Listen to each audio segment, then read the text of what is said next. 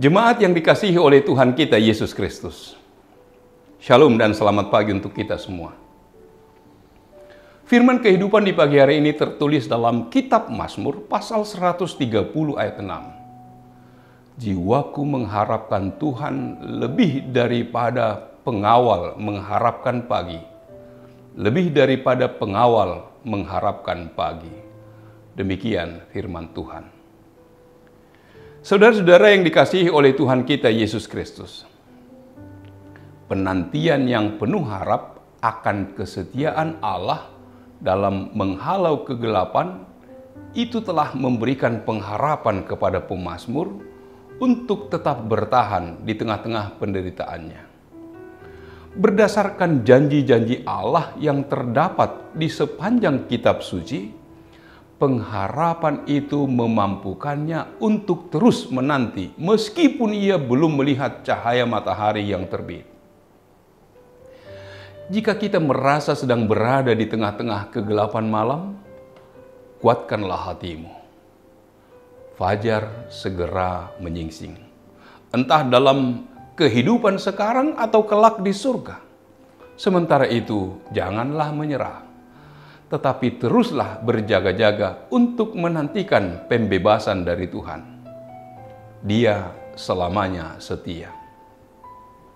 Pada ayat 6, pemazmur menyatakan kerinduannya bahwa ia sedang mengharapkan Tuhan.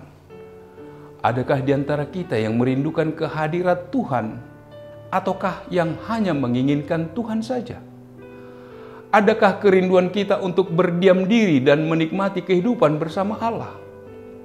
Adakah rasa cinta kita pada firman Allah bahkan lebih cinta dan rindu daripada seorang pengawal yang merindukan hari?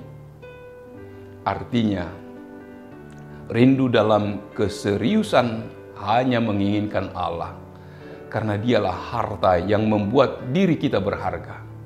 Hanya dialah satu-satunya Allah yang telah menyatakan cinta yang tidak akan pernah kita dapatkan dari dunia. Kedua orang tua kita, saudara kita, sahabat kita, bahkan semua jenis kasih yang orang lain berikan kepada kita, tidak akan kita dapatkan kecuali dalam Kristus. Sebab kasih mereka semua adalah kasih dalam dosa dan kelemahan. Bila kita sibuk oleh karena pekerjaan, hal itu logis, namun membawa kita kepada kebinasaan. Bila kita terlalu sibuk oleh keinginan dunia dan terlalu mencintai kebohongan dari segala pencapaian kita, semua itu adalah sia-sia belaka. Pencapaian dunia membawa kita kepada kebinasaan bila kita terlalu mengasihi dunia dan tidak mengasihi Allah. Kita akan menjadi pengikut Kristus yang bangga pada kesibukan dibanding pada karya Yesus. Sungguh kebinasaan sedang mengintai, bahkan telah menghampiri kita. Namun puji Tuhan, Dia Allah yang setia. Jangan sia-siakan kesetiaan Allah. Berharaplah pada Tuhan, hai Israel. Sebab pada Tuhan ada kasih setia, dan Ia banyak kali mengadakan pembebasan. Kita adalah budak dosa. Segala hal yang kita lakukan tanpa penebusan Kristus adalah perbudakan dosa. Ia banyak kali mengadakan pembebasan. Pembebasan sejati dari segala perbudakan yang saya dan Anda alami hanyalah ada dalam Kristus. Ia adalah pembebas sejati. Darah yang Ia curahkan lebih dari cukup. Jika kita mempercayai bahwa Dia mengasihi kita, dan dunia ini tidak mengasihi kita, bahwa dunia ini sedang memperbudak kita agar kita jauh dan lupa, bahkan tidak mengasihi Tuhan, Dialah yang akan membebaskan Israel dari segala kesalahannya. Dosa bangsa Israel adalah penyembahan berhala. Begitu juga dengan kita hari ini. Dosa kita tetap adalah penyembahan berhala. Berhala yang sudah menjadi modern dan bukan lagi berbentuk patung, melainkan segala jenis ambisi kita untuk bahagia tanpa Allah. Penyembahan yang terkadang tidak kita sadari, dosa yang selalu merasuki diri kita, dalam segala kesibukan kita. Kita merasa bahwa kesibukan itu adalah segalanya. Maka marilah kita berharap pada Tuhan saja. Hanya Dia yang dapat membebaskan kita dari kematian karena penyembahan berhala kita. Rasa frustasi, kosong, dan segala hal yang mengerikan menyerang jiwa kita. Ketika kita tidak lagi menikmati waktu yang lama berdiam bersama Yesus. Duduk dan berdoa, bersujud, berharap, memohon ampun hanya pada Dia saja. Inilah pengharapan itu. Kita harus meminta kasih karunia-Nya agar kita semakin peka setiap saat betapa berdosanya kita dan kita membutuhkan Injil setiap waktu. Sama seperti Israel membutuhkan pembebasan dari Tuhan, begitu juga kita membutuhkan pembebasan dari kebohongan dunia, perbudakan dosa, dan sistem budaya dunia yang pasti membawa kita kepada kebinasan kekal. Pandanglah pada anak domba Allah. Yesus naik ke bukit untuk berdoa seorang diri.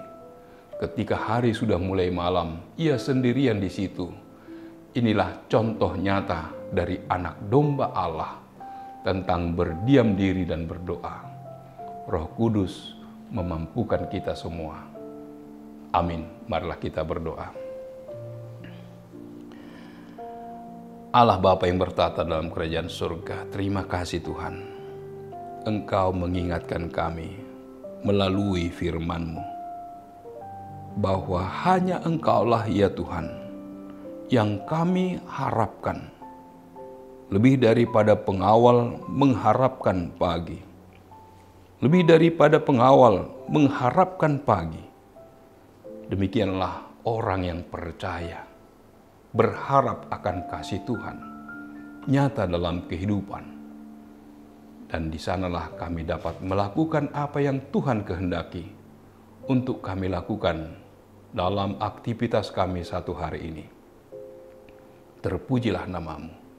Dalam nama Yesus kami berdoa dan mengucap syukur.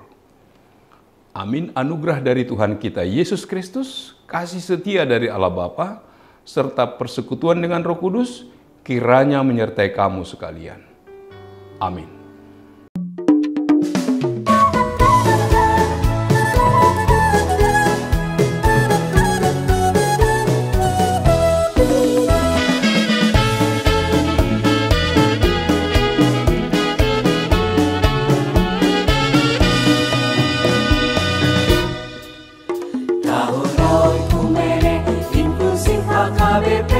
Proaktif menghadirkan kebaikan Allah, jauhkan diskriminasi dan juga rasis, agar terjaga kedamaian.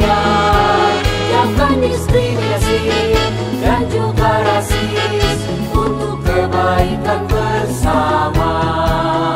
Kota Yesus waktu di bumi harus mengasihi musuhmu agar sempurna kehidupanmu seperti Allah Bapa. Agar sempurna kehidupanmu seperti Allah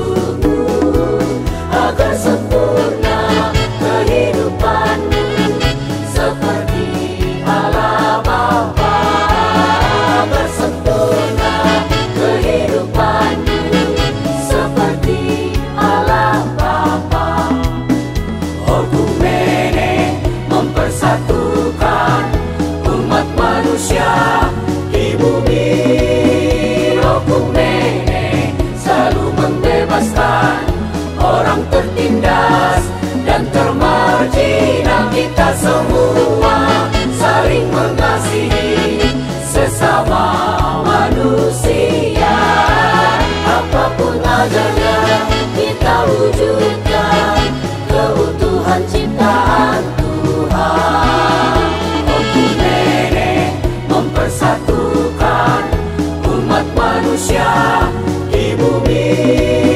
Roh Kumene selalu membebaskan orang tertindas dan termarginal. Kita semua saling mengasihi sesama manusia.